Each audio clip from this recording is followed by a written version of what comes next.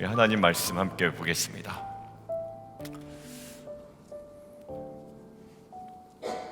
우리 사도행전 13장 13절에서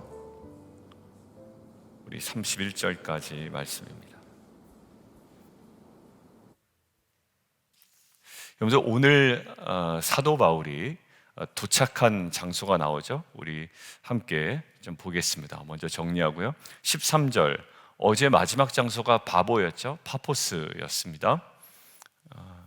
지금도 파포스를 치면 관광지, 호텔 예약 어떻게 하실 겁니까? 나옵니다. 그러니까 여러분들 그 성지순례의 장소는 아니지만 여기에 여행 가실 수 있습니다. 지중해 있는 섬이기 때문에 지금 호텔닷컴 이런 데 쳐보면 파포스, 뭐 예약, 안내, 뭐 관광지 뭐 이렇게 나와 있습니다. 그 어떤 섬의 일부라고 그랬죠? 구브로 섬의 일부라고 그랬습니다.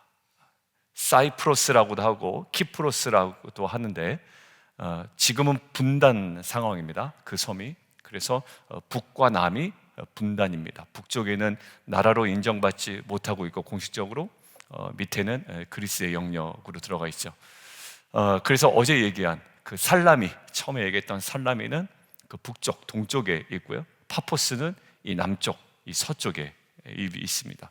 자, 구브로에서 도착했는데 살라미에서 마가 요한이 수행원으로 등극이 되고 그 다음에 회당에서 복음을 전했다. 그게 살라미의 전부였습니다. 그리고 파포스에서 바보 같은 엘루마, 눈 멀게 하는 장면이 어제 본문이었죠. 자, 결국 총독을 믿지 못하게 힘썼다. 근데 그것들을 성령 충만하여 어찌 보면 굉장히 강력한 선언으로 잠시 동안 눈을 멀게 하고 총독 서기오 바울은 오히려 예수를 믿게 되는 일이 벌어집니다. 자, 이제 그 파포스에서 어디로 가느냐? 자, 버가에 이릅니다. 버가 동그라미 있으시죠?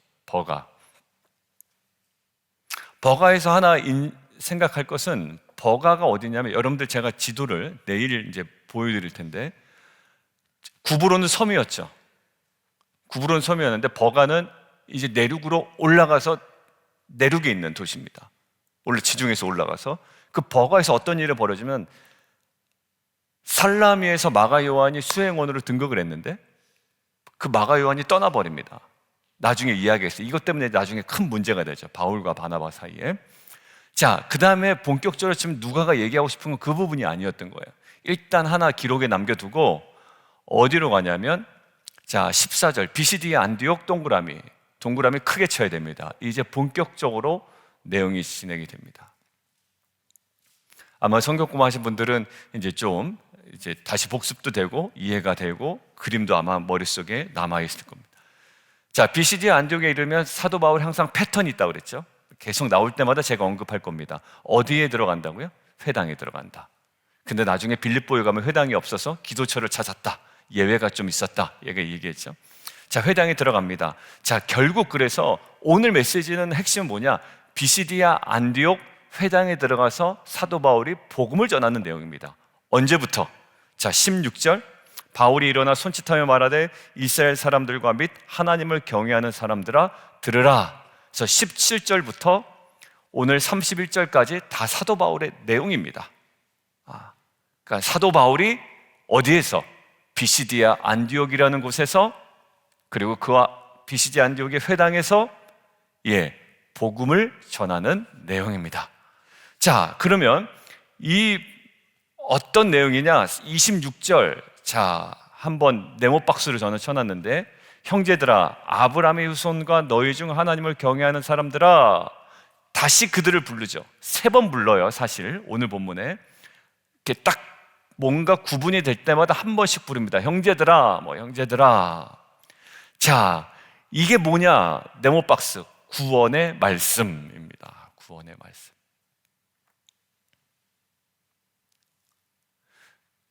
이 구원의 말씀, 사도 바울이 전하고 있는 것이 하나님께서 이 인간들 향하여 허락하셨던 구원의 말씀이죠.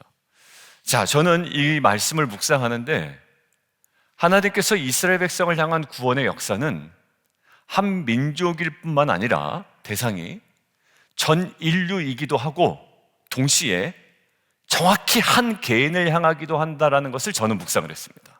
다시요.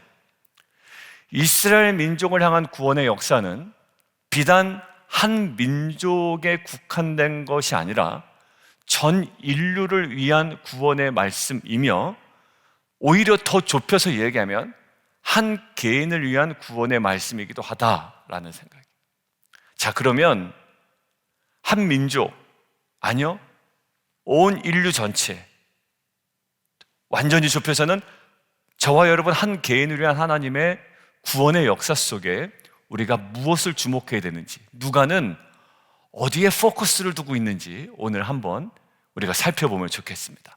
자, 누가는요, 역사가입니다. 의사이기도 합니다. 그러니까 이 역사를 풀어나갈 때 어느 관점에서 풀어나가는가는 역사가를 이해하는 데 매우 중요합니다. 왜?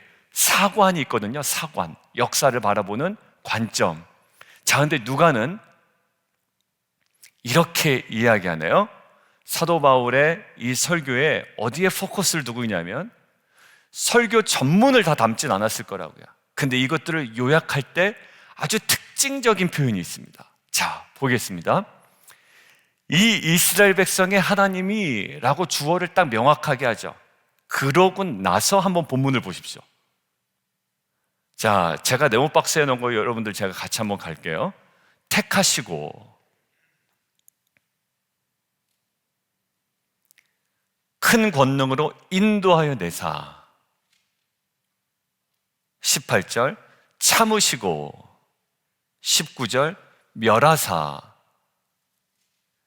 기업으로 주시기까지, 20절 주셨더니, 21절 주셨다가, 22절 패하시고, 22절 세우시고, 22절 이르시되, 22절 다 이루리라, 23절 세우셨으니 곧 예수라 라는 거예요.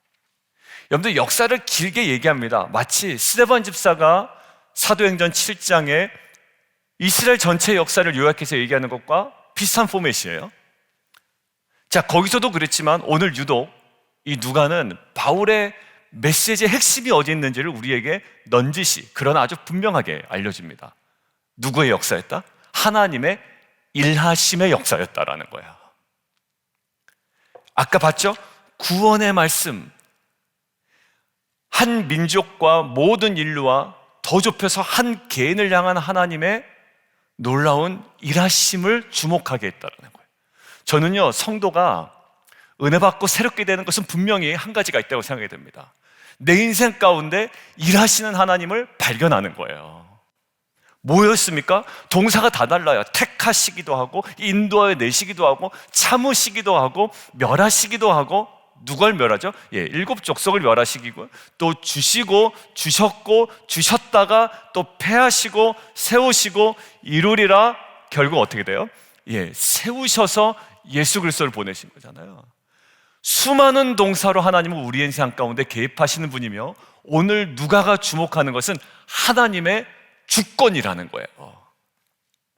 여러분들, 정말 우리의 인생에 눈이 뜨이고 새로워지고 우리의 인생이 정말로 다시 한번 일어설 수 있는 것은 하나님의 일하심을 우리가 다시 한번 깊이 누리고 경험하고 인식하는 건 줄 믿습니다.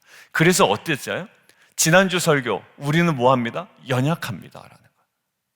우리는 빌바도 알지 못한다.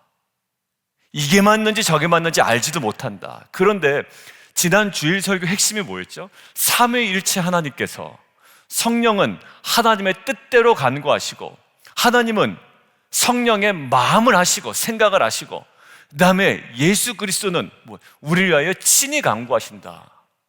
결국 우리의 인생 가운데 우리가 다시 한번 담대하게 나아갈 수 있는 것, 그리고 우리의 인생에 우리의 인생답게 빚어지는데 가장 출발은 뭐냐? 하나님의 일하심입니다. 저는 어제 기도회 끝나고 몇 개 영상을 확인할 게 있어서 설교 때 이제 사용할 영상이 있는지 찾아보는데, 정말 담대한 인생들이 있다고 그래요. 보니까 내가 그동안 겸손 아니면 좀 온유, 여러 가지 어떻게 보면 수식되는 외적인 모습에 생각이 들어서 정말 하나님께서 주시는 이 담대함이 많이 사라졌었나 보다라는 것들을 그 영상에 나오는 어떤 목회자를 보고 제가 느꼈습니다. 뭐가 있었냐면 이분은 늘 담대해요. 그렇지만 겸손해요. 이 두 가지가 다 있는 거예요. 막 너무 과하지도 않아요. 그렇지만 굉장히 담대합니다. 뭐 형식적인 어떤 온유함으로 다가가지도 않아요. 어필하지도 않아요. 이분 자체가 그냥 담대하면서도 온유해요. 그냥 부인할 수가 없을 것 같아요. 자, 근데 왜 그랬냐면 이분의 말에는 항상 누가 주어가 나오냐면 하나님이에요. 하나님께서 개입하신 거예요. 근데 이것들이 수사적인 표현이 아니에요. 우리는 수사적인 표현에 너무 이제 많이 익숙해져서 다 압니다. 뭐 하나님께서 하셨습니다. 하나님이 하셨습니다. 이런 표현이 그 표현 자체가 중요한 게 아니라 이것들을 누리고 경험하고 확신하고 인식하고 그것들을 기반으로 살아가는 거죠. 여러분들 오늘 사도 바울이 핵심적인 메시지 뭡니까? 하나님이 모든 것들을 지금 일하고 계셨고 그래서 결국 그 예수 그리스도를 우리 가운데 보내주셨다라는 거예요. 사랑하는 성도 여러분, 우리 안에 우리들의 자녀도 그렇습니다. 뭐 새벽에 막 나와서 뭐 힘들게 앉아서 또 예배를 드리며 또 나름대로 기도를 하고 있지만 여러분들 저는 이번 수련회 때 뭐였죠? 변화가 핵심이 하나님 중심, 말씀 중심, 사명 중심으로 변화되기를 원한다. 우리 인생 가운데 우리 자녀들이 그렇게 생각하는 거예요. 뭐 내 인생 그저 그렇다. 저도 그렇게 생각할 때가 있었거든요. 저희 아버지 사업도 어려울 때, 저희 어머니 계속 아프실 때, 또 어머니 그냥 어떤 그 일을 감당하셔야 했을 때, 다른 데 비하면 뭐 좀 그저 그런 집안 같고 이렇게 느껴질 때도 있었고, 아니면 학업 때문에 아이들이 힘들어 할 때도 있고요. 근데 우리 아이들이 정말 내 인생에, 연약한 인생에 하나님께서 일하시는구나, 이것이 놀라운 그들의 영적인 깨달음이 되기를 원합니다. 야, 너 인생 별거 아닌 게 아니야. 결국 거기서 어디서 뭐가 클릭이 돼야 됩니까? 하나님의 그 자녀들의 인생 가운데 행하시는 것들을 깨달아가는 거죠. 저는 이번 수련회가 우리 아이들이 고백하기를 원해요. 하나님께서 내 인생 가운데 이렇게 행하셨구나 라는 이 깨달음이 우리 사랑하는 자녀들에게, 그리고 함께 기도하는 우리 부모들과 우리 공동체에 다시 한번 새롭게 임하는 귀한 역사가 있기를 원합니다. 자, 두 번째요. 자, 사도 바울의 설교의 핵심 뭐죠? 하나님이 주어고 수많은 일들을 계속 하나님께서 행하신 동사예요. 이스라엘 백성이 이렇게 했다 저렇게 했다 순종했다 뭐 나오지 않아요. 분명히 그런 요소가 있음에도 불구하고 누가는 사도 바울 설교에서 하나님이 주어고 하나님께서 모든 것들을 행하시고 일하시는 하나님을 주목하게 하셨죠. 두 번째, 23절입니다. 하나님이 약속하신 대로. 27절, 선지자들의 말을 응하게 하셨도다. 29절, 성경에 그를 가리켜 기록한 말씀을 다 응하게 한 것이라. 여러분들, 우리가 한 민족을, 전체 인류를, 아니면 또 완전히 좁혀서 저와 여러분 한 개인을 향한 하나님의 놀라운 구원의 역사, 일하심은 결국 어디를 통해서 올까요? 두 번째예요. 약속하신 대로입니다. 요행을 바라는 것도 아니고요, 막연한 기대도 아닙니다. 잘 되겠지 이런 것도 아닙니다. 우리는 끝까지 어디로 들어가야 됩니까? 약속하신 대로 이루실 하나님이지, 하나님 기분대로라거나 내 만족대로 이루시는 하나님은 아니라는 거예요. 결국 나의 뜻과는 좀 다를 수가 있고 나의 기도와는 다를 수가 있지만 우리 자녀들이 이번 수련회 가운데 분명히 알아가는 것은 뭐냐면, 내 기대와는 조금 다를 수가 있어요. 내 예상과는 다를 수가 있고 나의 바람과 나의 만족은 안 될지라도 분명한 인생을 향한, 세계를 향한, 교회를 향한, 가정을 향한 하나님의 약속을 붙들고 변화되는 놀라운 역사가 있기를 원합니다. 그래서 그들 안에 뭐가 기대가 돼요? 이 복음처럼 약속하신 대로 구주를 세우셨고 이 선지자의 말씀을 응하게 하신 것처럼 이제 수많은 성경 66권의 말씀이 결국 누구를 향한 말씀이다? 나를 향한 말씀이라는 확신을 가지고 이들이 말씀에서 떠나지 않는 인생이 되기를 원합니다. 그래서 복음대로 살아, 그 안에서 사명을 발견하고 이제는 세상의 가치에 허덕이는 인생이 아니라 이제는 하나님의 말씀을 향해 세계를 나한테 주십시오. 열방을 내게 주십시오. 하나님 내 인생을 통해 하나님 일하십시오. 믿음으로 나아가는 저와 여러분 그리고 사랑하는 우리 자녀들 되기를 주님의 이름으로 축원합니다. 여러분들 복음이 뭐죠? 복음이 로마서 1장 1절에 4절에 이렇게 나와 있습니다. 제가 한번 읽겠습니다. 예수 그리스도의 종 바울은 사도로 부르심을 받아 하나님의 복음을 위하여 택정을 입었다. 자기는 하나님의 복음을 위하여 택정을 입었대요. 자, 근데 그 복음이 뭐냐면 2절 이렇게 되어 있습니다. 이 복음은 그럼 뭐라고 되어 있는지 우리가 볼 필요가 있네요. 우리가 막 복음이라고 간단한 거야 라고 막 이야기하는 그 복음은 하나님이 선지자들로 말미암아 그의 아들에 관하여 성경에 미리 약속하신 것이라. 사도 바울도 복음을 관점을 어디에 견지하고 있습니까? 선지자들로 말미암아 아들에 관하여 성경에 미리 약속하신 거라고요. 여러분들 우리 자녀를 향한 복음은 어디서 나올까요? 말씀에서 나옵니다. 우리 자녀들이 좋은 진로와 직장과 대학과 어떤 그 앞으로 인생이 펼쳐지는 것이 아니라 저는 분명히 이 땅을 살아갈 때 한 번뿐인 인생인데 하나님의 약속의 말씀을 붙들고 우리 아이들이 이 말씀이 그들의 인생 가운데 이루어지고 성취되는 것들을 그 인생의 가장 큰 기쁨과 영광으로 아는 자녀 세대들이 나오기를 원합니다. 그리고 그러한 자녀들을 세우는데 우리가 헌신하는 교회가 되기를 원합니다. 헌신해야 됩니다. 그들을 섬겨야 됩니다. 왜요? 그들이 이 다음 세대의 미래이기 때문이고 우리 교회의 미래이기 때문이에요. 이것에 눈이 열리지 않으면 우리 교회는 얼마 못 갈지도 모른다라는 생각이 들었습니다. 다음 세대들 세워야 돼요. 어디 안에서? 이 복음 안에서. 자, 세 번째, 하나님 결국 일하신 목적이 있단 말이에요. 왜 이렇게 바쁘게 일하셨을까? 역사 가운데 물론 말씀하신 대로 약속대로 이루셨죠. 하나님께서 집중하신 이유가 있습니다. 자, 23절 약속하신 대로에 대한 결론을 보면 되잖아요. 그러면 뭘까요? 곧 예수라라는 거예요. 자, 그리고 24절부터 25절까지 내용이 하나 들어가 있는데요. 지금 누가 나옵니까? 침례 요한이 나오죠. 근데 침례 요한의 스토리 중에 어디가 부각이 됩니까? 침례 요한이 잘생겼더라, 침례 요한이 사역 잘했다더라가 아니라 침례 요한의 스토리에서 주목되는 것이 뭐죠?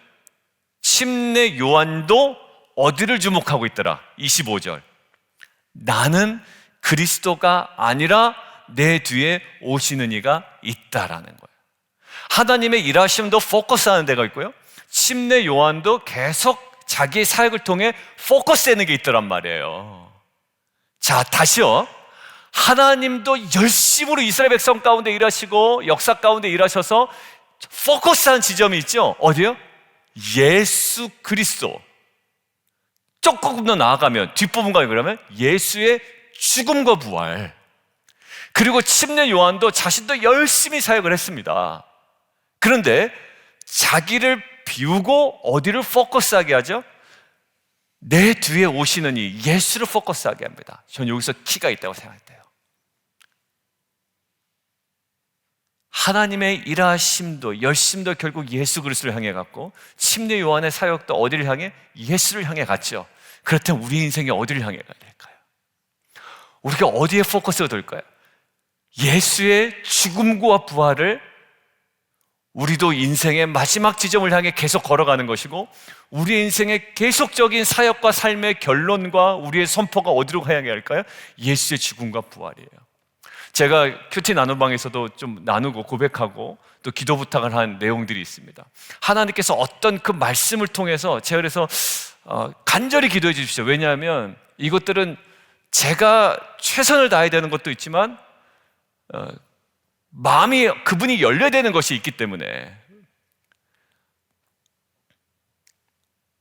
결국 하나님께서 그 복음이 온전히 전해지기를 원한다라는 생각이에요. 누구의 생각을 바꿔서? 베드로의 생각을 바꾸셔서. 저는 그저 지나가는, 그냥 그 정도만 해도 되는 정도로 그냥 제가 편견을 갖고 있었던 거예요. 근데 하나님께서 아주 강하게 말씀을 해주셔서 이것은 순종 안 하면 안 되겠다라는 마음이 들었습니다. 근데 그분의 마음이 열려야 되는 거예요. 아니면 열리지 않으면 저 나름대로 또 대안이 만들어야 되겠죠. 여러분들, 결국 제가 사역하고 여러 가지 많은 것들을 결국 어디를 향해 가야 될까요? 예수의 죽음과 부활을 증거하는 거. 우리 교회 결국 열심히 일하는데, 하나님께서 열심히 일하셨잖아요. 열심히 일하는데 결국 어떻게 될까요? 참 만족스럽다라는 사람의 기분이 아니란 말이에요. 그냥 뜨거웠다. 무슨 소용이 있겠어요? 우리가 그냥 뜨거운 게. 소용은 있겠지만 결국 우리가 열심히 사역하는 핵심이 뭡니까? 예수 그리스도의 죽음과 부활인 거예요. 사도 바울 뭘 전합니까?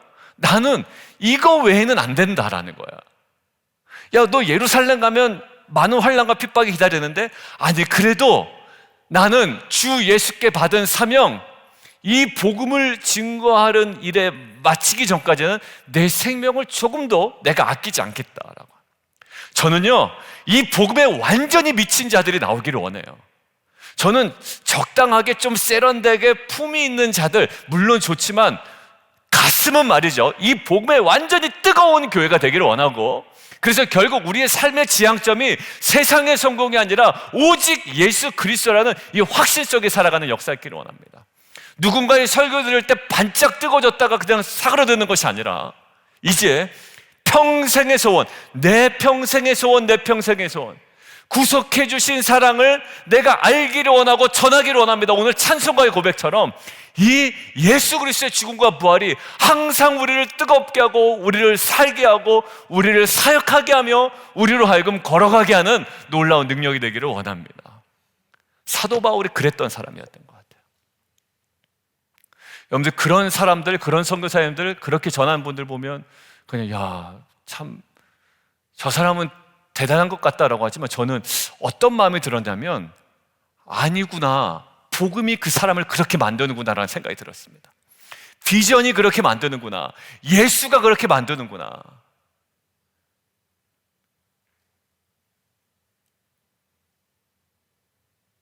그게 아니면 내가 신앙이 있다 하나 항상 어디에 머물러 있냐면, 돌아보면 남 판단하는 데 있는 거야. 그것 때문에 힘들어. 왜 저 사람은 저럴까, 이 사람은 저럴까, 어떻게 봐. 항상 거기에. 결국 베드로는 그렇지 않았어요. 바울도 그렇지 않았어요. 쟤는 왜 그러지, 이러지, 그런 게 아닙니다. 할 말 있으면 하고, 가야 될 사명이 있으면 가고 그랬지, 거기서 그냥 범주에서 벗어나지 못해서 끙끙 앓지는 않았단 말이에요. 여러분들, 다시 한번 하나님께서 일하시는 것 우리가 다시 한번 경험하고, 그리고 결국 하나님의 일하심 어떻게 해요? 말씀으로, 약속하신 대로 일하심, 이 약속의 말씀으로 다시 한번 돌아가서, 여러분들 왜 힘들어하죠? 육체적으로 피곤하면 쉬면 되는 거예요. 그거는, 그죠? 여러분들 잘 가보시죠. 4시 반에 나오시는 분들 꼭 일찍 주무셔야 됩니다. 네. 나중에 병 걸려요. 아무리 은혜도 좋지만. 그러니까 여러분들, 제가 보니까 여러분들 수면이 부족할까 봐 제가 또 찾아보니까 수면은 매우 중요해요. 그래서 잘 자는 사람이 성실하고 도덕적인 사람이라는 거예요. 잘 자는. 그게 무슨 말인가 했더니, 요즘의 현대인들이 일이 많아서 못 자는 게 아니라 불성실하고 도덕적이지 않아서 잠을 못 잔대요. 더 파고 들어가보니까 뭔지 알아요? 밤에 딴짓하느라고 잠을 못 잔다는 거예요. 인터넷하고 전화기 보고 아이들 같은 경우에는 게임하고, 그러니까 도덕적이고 성실하지 못한 사람이 잘 시간에 못 잔다라는 거예요. 9시 저도 기도회 끝나고 바로 자려고 합니다. 왜? 또 일찍 일어나야 되니까. 여러분들, 뭐 얘기하다 갑자기 잠 얘기를 해요? 여러분들 안에 정말 이렇게 새로워지는 은혜가 있기를 원해요. 하나님의 그 약속대로, 말씀대로 우리 가운데 이루시는 거죠. 그리고 결국 어디에요? 예수 그리스도의 그 십자가의 그 죽음과 부활이 우리 삶 가운데 오늘을 살아가는 힘과 능력이 되기를 원합니다. 피곤할 땐 주무시고요. 그 얘기하다 그랬거든요. 피곤할 때 주무세요. 그러나 우리가 영적인 것은요, 무엇으로만? 복으로만 가능합니다. 잠을 잤는데도 여전히 내 안에 기쁨이 없다, 육체적으로 회복이 된도 안 된다. 여러분들, 이것은 우리 안에 뭔가 영적인 해석이 잘못된 거예요. 다시 한번 점검하시면 됩니다. 다시 돌아가면 됩니다. 맨날 남 때문에 여러분들 마음이 심란해 있습니까? 그것도 너무 지나치면 안 좋은 거예요. 왜 그 사람의 그 모습이 왜 여러분들을 힘들게 해요? 그건 안 됩니다. 근데 복음으로 다시 한번 일어서십시오.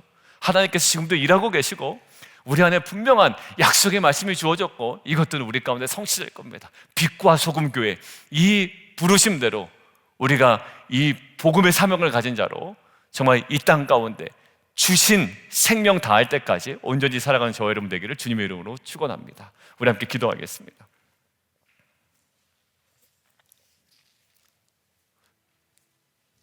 오늘 그 말씀을 이제 어제 정리하면서 생각이 들었던 게 지난주에 봤던 그 말씀하고 비슷한 거예요.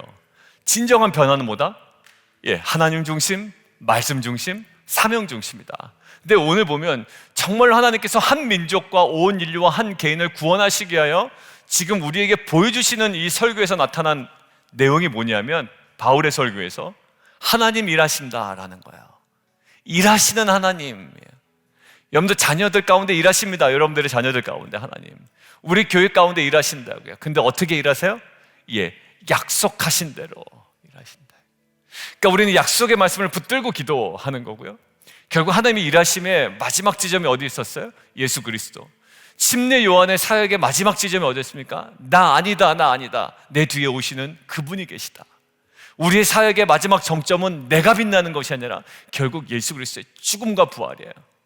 나의 간증을 통해서도 증거될 것은 오직 예수의 죽음과 부활이요, 우리 교회를 통하여 증거될 것도 예수의 죽음과 부활이요, 내 평생의 소원, 대속해 주신 사랑을 내가 알기를 원하고 전하기를 원하고 경험하기를 원한다는 그 예수의 죽음과 부활이 우리를 다시금 새롭게 하는 능력이 되기를 원합니다. 이 시간 함께 하나님의 일하심, 그리고 약속하신 대로 일하시고 우리 가운데 허락하신 예수의 죽음과 부활의 이 복음의 능력을 가지고 살아가는 귀한 공동체 되게 도와주옵소서.